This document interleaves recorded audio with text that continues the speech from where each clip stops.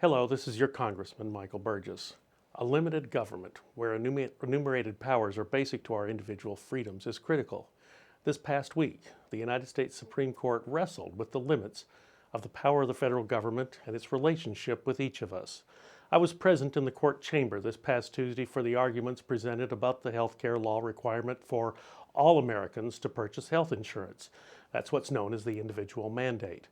Listening there in the Supreme Court chamber, I was impressed by the questions asked by Justice Kennedy. He appeared to me to dig deeply at how this requirement to buy health insurance redefines the relationship of the government with respect to the average citizen.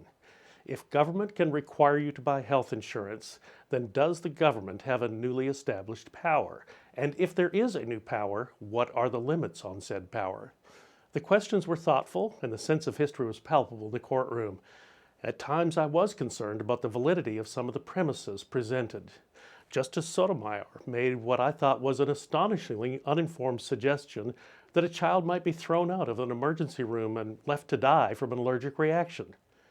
Every single doctor knows that it is our sworn oath to care for the sick, and there is also already federal law on the books with serious penalties for failing to treat someone who comes into the emergency room. It's not the uninsured that drives up healthcare costs, but rather what is known as cross-subsidization. Medicare, Medicaid, programs that are always severely underfunded by the federal government, and as a result, the other parts of the healthcare payment system, the private insurance and the private pay, the parts of the system that you and I pay for, have to make up that difference in costs. The previous Congress should have tackled healthcare as not as one huge, complex, and now very poorly cobbled together law.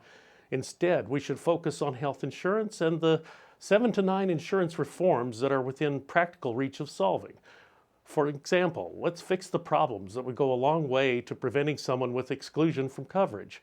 Let's make the small group market of health insurance and the individual market be patterned more like the employer-based system that many of us now have. Let's normalize the tax treatment of individuals and make it more like large corporations so that they are similar. Now as never before, we are focused as a nation on healthcare reform.